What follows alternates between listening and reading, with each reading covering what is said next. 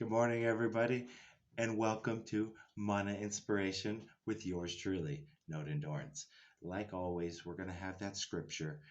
Our scripture today is in Proverbs 23:7 says, "For as he thinketh in his heart, so is he." This scripture had me really thinking and really kind of debating on what it kind of goes down to. And it had me thinking of the mind of a champion. And you can think of all types of different champions. Me, I really like the sports champion because I think it takes a lot of grit. So this is my question: is what starts first in the mind of a champion? I think being a champion starts with the way you think. Everything that I heard, it's always with the way you think first. If you can change the way you think, everything else will follow.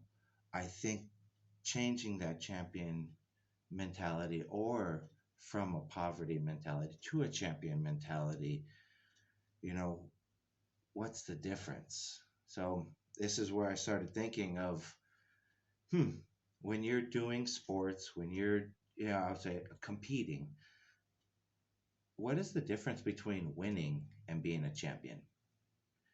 And I think anybody can win, but not anybody can be a champion. Um, I think what makes the difference is the obsession.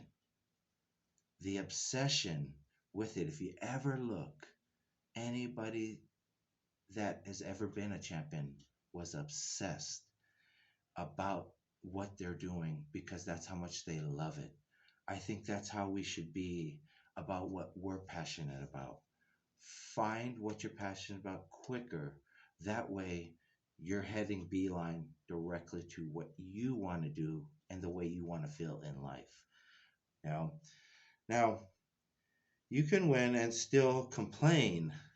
That's the thing. But champions don't complain. That's why I talked about the grit. The grit is what is keeps every I would say the champions going. That's the makes a difference. I heard this in Muhammad Ali, and it's something that Arnold Schwarzenegger said about Muhammad Ali. And then he said when they were studying him on his training, and they asked him how much sit ups he does, and he says he doesn't start counting until it hurts. I think that really takes a lot of effort. Push yourself and then start counting once it hurts. That's an obsession. Perfect example of I would say, a champion mindset is your man, Kobe Bryant. Rest in peace, Kobe. But he had this whole Mamba mentality. And I think that explains exactly what a champion is.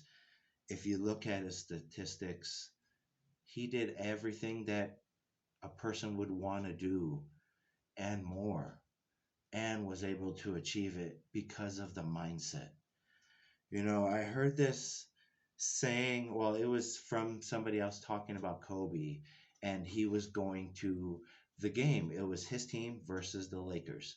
Now, he showed up roughly about an hour and a half before the game, and he went to go practice. When he went to practice, guess who he seen? Kobe. Now, Kobe was already drenched in sweat, so it looked like he was already pretty much practicing for about an hour already. As he practiced, he was on the other side of the court. He was doing stuff. It's kind of like an endurance thing, competing against each other mentally of who's going to kind of give up first. Eventually, the guy just stopped practicing. And as he looking back, Kobe's still practicing. And I'm talking about 100% effort of practice, not half, the rest, but 100% of effort. I think in everything he did, I think that's what separated him because at the end of that, he came back an hour later after he showered and Kobe was still practicing. Guess what?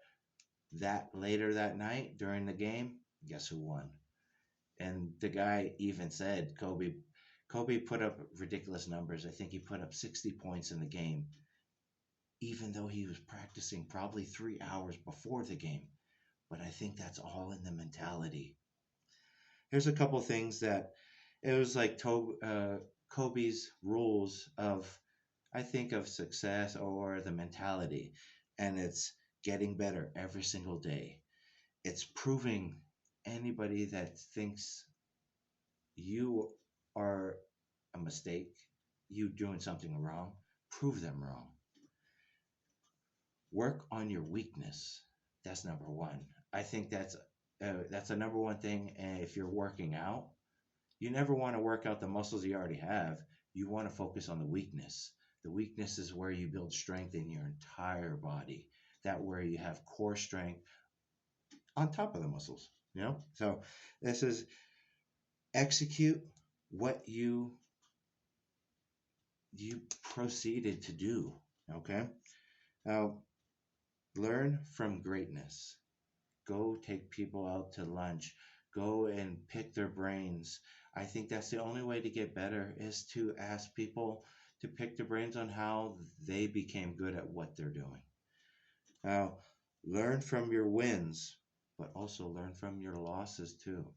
Both is important. Everybody can learn, from their losses, but when you win, what do you accomplish when you win? How can you be better? Practice mindfulness, being at one, being at peace, giving off that energy. Be ambitious, believe in your team, and learn storytelling. I think that's important because every generation, you got to be able to tell stories down the line. That reminds me of one of my favorite of all time movies, and it's called Big Fish from Tim Burton. If you ever get the chance, please watch it. That movie is all about the dad telling the son stories. As the son grows older, the son is hearing the story so much he's in disbelief of any of the stories that the dad told him throughout his life. Come to find out, the dad's on his deathbed, so he's visiting him. As it's going along and the story's progressing, he's telling more stories about his life. Then the dad starts to go on and pass away. At the very end, in the funeral, you tend to see everybody getting out of the car, and it's everybody throughout his life that he made an impact on. And I think just like that guy that came and talked to somebody else about Kobe, about how obsessed he was, I think we all should be like that. We all, you know, what are your rules and standards? What are you setting for yourself? What are you being able to share with others? What are you being able to give? I think that's the number one thing about life is it's all about giving to others. I just seen something with Dave Ramsey, and the number one thing he was talking about is the best feeling you can get is when you give to others and you see the reaction of how grateful they are. And it's just the joy of giving. On that note, I challenge you guys, give something today to somebody to make a difference. What are the standards are you going to set for yourself to improve your 2022 and to 2023? What are the new steps we're going to take? But I love you guys. Aloha. You have a blessed week. Subscribe, like the message, share it with others, hit the bell so you get the next message. I just am so grateful for all the support and love I get through these videos. Again, I love you guys. You guys have a blessed week. Aloha.